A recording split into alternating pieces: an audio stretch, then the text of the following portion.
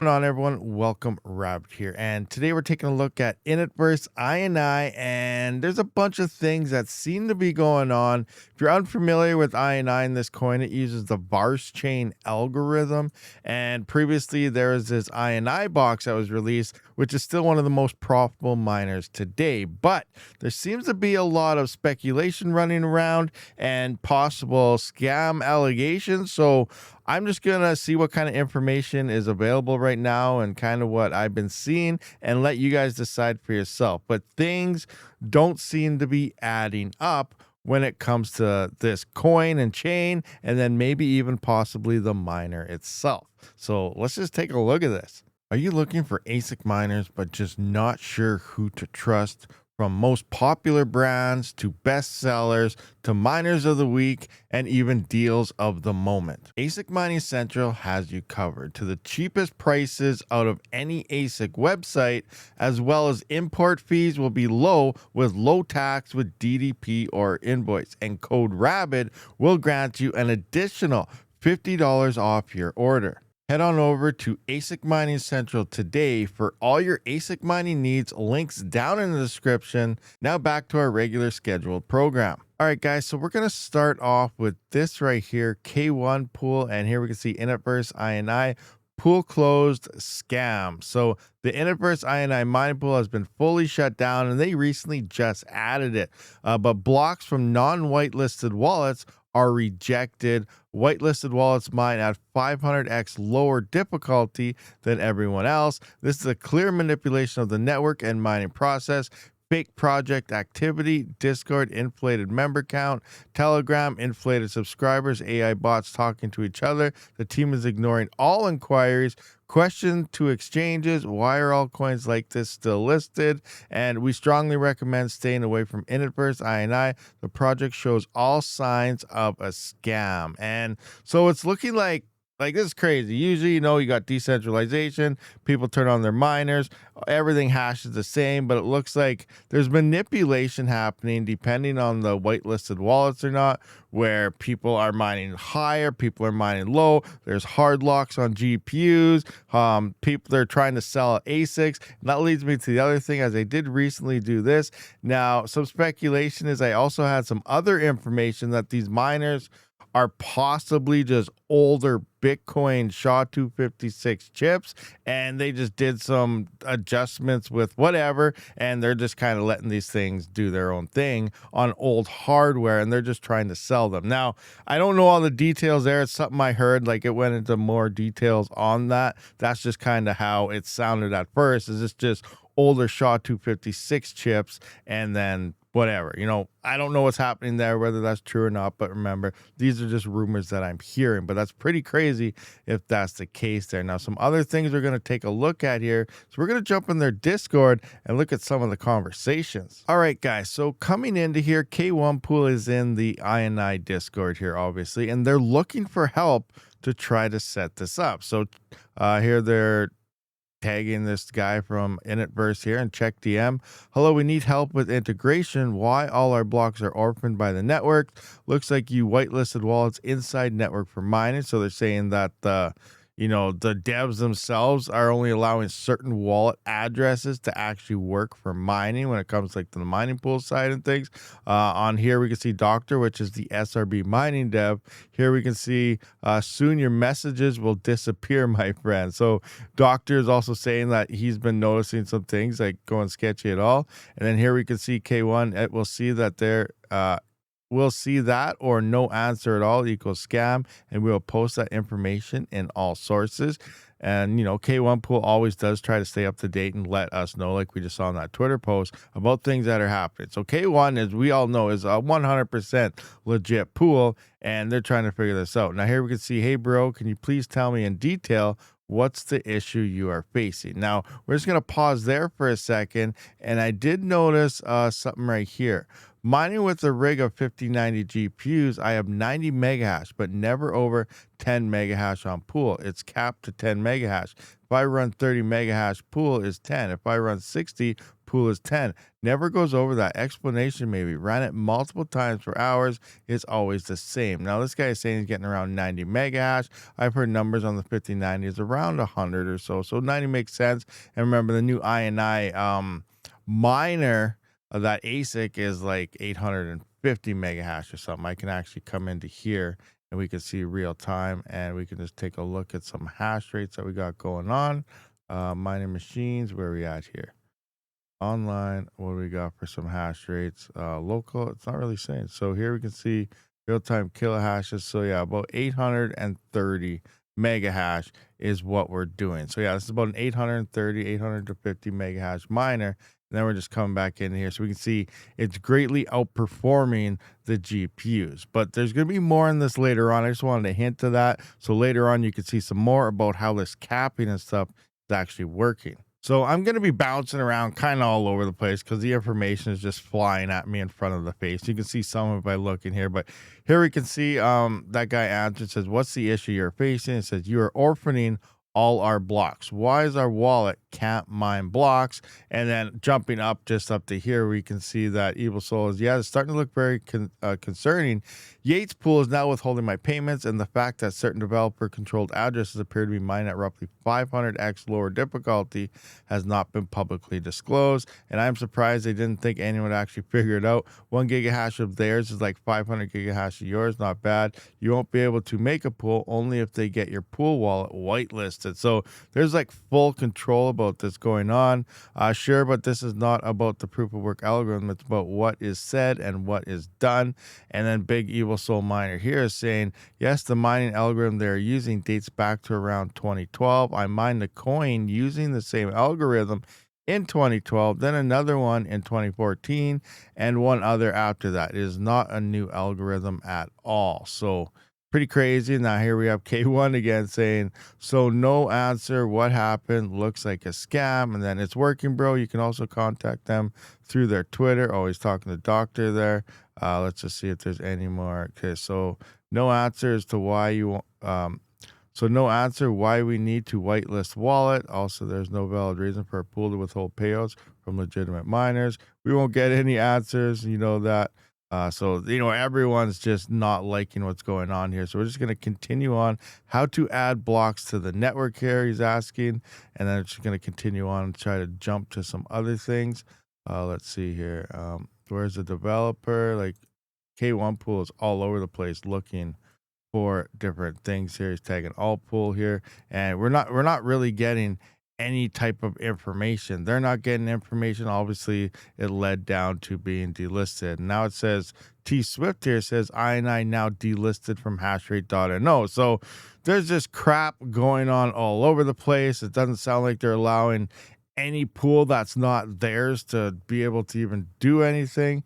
What is this Big Evil? So it says, I don't own any Nexa ASICs, but I don't see why not. Since the algorithm is identical, HMAC SHA-256, which is kind of what I mentioned earlier, plus whatever this one is, scalar, whatever.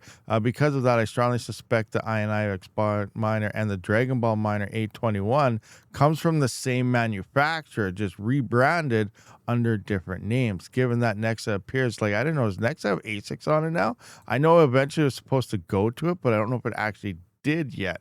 And appears to be planning a hard fork to move away from these ASICs. So Nexa is going to have a hard fork coming up. Okay, so interesting. It would make sense to rebrand the existing hardware and market it as VersaHash ASICs instead. So that's interesting. Like, this guy does make some points here, and it's looking like some SHA-256 variant, and it's kind of what I heard before. Not to this extent, but that's pretty crazy actually right there. Now, there's still more stuff I got to kind of find here. So here's something here. So I skipped Nexamine. Is it 1-to-1 with this algo? And he says, yes, it is effectively identical. The only difference is how Yates Pool handles extra nonce submission. Nexapools use the standard nonce concentration format of nonce followed by extra nonce, whereas Yates Pool reverses this to extra nonce followed by nonce. As a result, the mining algorithms themselves are identical, with the only variation being the pool's preferred result submission format. So 128-bit nonce space either way. So it's designed for this pool like right off the get-go type of thing. And here he says, I combine to Nexa pools with a single line change, 100% identical. So yeah, there is definitely a lot of craziness going on here. And based on all this, like it's definitely looking like a revamped scam of possible Nexa using older hardware and just trying to sell them as new possibly. That's insane. That's insane. But there's another thing here I do want to point out in general chat here. I did mention something about why what is this? I reached here's mining with the ASIC. Yeah. So kindly go through our mining guide to complete. Yeah, so this guy right here, he's telling everyone, yeah, just go mine this on GPUs, go mine this on CPUs and stuff like this. This is before, or I messaged this before I noticed like all this other crap was happening here. So anyway, people ask, can I mine this on GPUs and stuff? And they're all saying yes, yes, like the devs, yeah, mine on that. And I'm like, well, there's ASICs on this thing.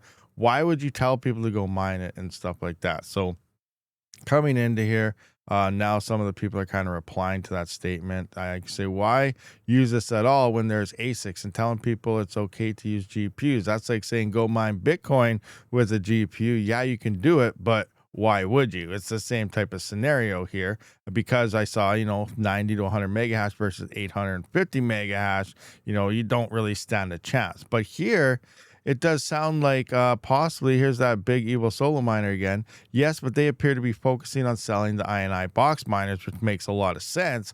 But those units are only about 2x to 4x more efficient than a highly optimized RTX 4000, 5000 series GPUs with good overclocking options, only around 1.5x efficient as an FPGA. So I'm like, well, what's going on? Interesting. And I said, I heard that a 5090 was only like 100 mega hash. As we saw before, it's about 90 mega hash or something.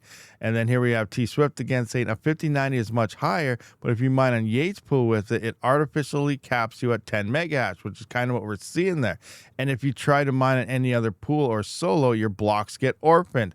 Basically, their way of forcing any miner to buy an INI box to compete. So they're telling people you can mine it on GPUs, but they're capping them all so that you have to buy these ASICs, which look like they could just be older hardware. So this is a total marketing ASIC scam potentially here, lining up to it all. Big Evil Solo Miner is replying to that as well. Now he says, with highly optimized code, it's possible to reach up to 400 mega hash on an RTX 5090 and 200 mega hash on a 5070 Ti when running at full throttle with maximum overclocks and power limits. However, if you target 300 mega hash on the 5090, 150 on the 790, the efficiency is significantly better, which makes sense. You run it a little lower, not max, you get a lot more efficiency. But this is the same algorithm Nexa is using as of now before their upcoming hard fork.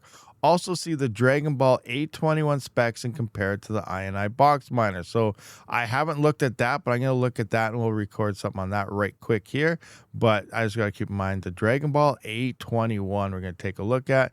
And then I just say crazy things going on here. Yeah. So it's all over the place right now. I'm not 100% sure exactly what's going on, but it is looking pretty clear that this is a scam chain looking to just sell hardware. Now, however long it lasts, I don't know. It is profitable to mine on this hardware. So if this keeps people away from this chain, that's a good thing for anyone who do have these miners, because it's just going to keep profitable and then they actually have a chance to ROI. But at the same time, it's a scam to sell these miners. So I would recommend to freaking stay away from this whole entire ecosystem. So it's pretty crazy. The things are going on. Now I just want to take a look at this Dragon Ball A21. Okay, so I actually found one and I was not aware that ASICs were available for Nexa. I haven't looked at Nexa for so long. But we can see the Dragon Ball Miner 821 Nexa miners, about $7,000. And based on some of those people are talking about that Discord, is Nexa plans on forking here to a different algorithm because of the ASIC. So that's something I'm going to have to look at in a different video. I was not aware about any of that, but it looks like it is here. Now this says about this says 3.4 terahash at 1800 watts. Where over here, I thought I saw 3.4 gigahash or something. So what the heck? This is 1800 watts, 3.4 terahash. And over here, we have 1600 watts. So what is the actual thing? So here we see 3.4 gigahash, 1800 watts. And then down here, it's saying 1600 watts and then 3.4 terahash. So I have the numbers based on this right here. So now I got to redo some numbers for 3.4 terahash and see what those numbers look like. I'm all messed up. All right, so mining now has this at 3.4 gigahash and 1800 watts as well. So first batch release date January. So that's like been out for, I guess, a year now. So yeah, that's crazy. I thought I saw in Miner Bros it was released for September or something. Let's just go back here. Dragon Ball coming in. So we'll just click on it.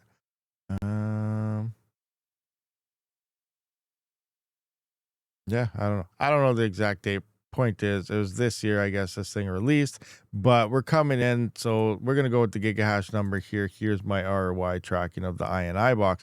But you can see the A21 3.4 gigahash at 1800 watts is technically an efficiency of 1.88, which means 1.88 mega hash per watt of power used. And the INI box is 1.7. So they're not the same chips or anything. The efficiency is pretty close together, but it's, I don't know, they are slightly different, so it's hard to say exactly what this is. But we do have the A21 slightly more efficient than the little guy, which kind of makes sense because you got your board and everything in here, so the more chips you add, the more efficiencies you gain for that little bit of power and stuff used in the other components. But for the most part, I'm not seeing them exactly the same like we would see with like a lot of Bitmain miners. Their efficiencies, bigger versions and smaller versions and stuff are usually exactly the same because they're all the same chips. So this is slightly different. So I don't know really what's going on, but there's a lot of rumors and speculation really flying around. Now, the interesting part is if this truly is the case, we should technically see a big 3.4 gigahash model emerge for INI very, very soon. Until that happens, I would say that this speculation is still up in the air. But again, I don't really have any idea because the numbers are pretty different between the two here by a decent amount in terms of hash rate and power. But the efficiencies is a lot closer together, but still not quite the same. All right, guys, that about wraps up this video with all the craziness that's currently going on Initverse, INI on the Vars chain algorithm. I always want to call it Verse hash or whatever, but it's not that. It's Vars chain, I believe, or Vars hash or whatever the heck it is. Anyway, point here is there's a lot of he said, she said, and craziness and manipulation and control and centralization and possible scam to just sell ASICs and older hardware and whatever going on in this chain. Let me know your thoughts and opinions on this whole crazy situation down in the comment section and what you guys suspect is possibly maybe going on from what we've seen here. So thank you for watching this video, guys. Be sure to hit that subscribe button, share my channel and videos around. It greatly helps, and hit that thumbs up and stuff, guys. I will see you on the next one. Rabid out.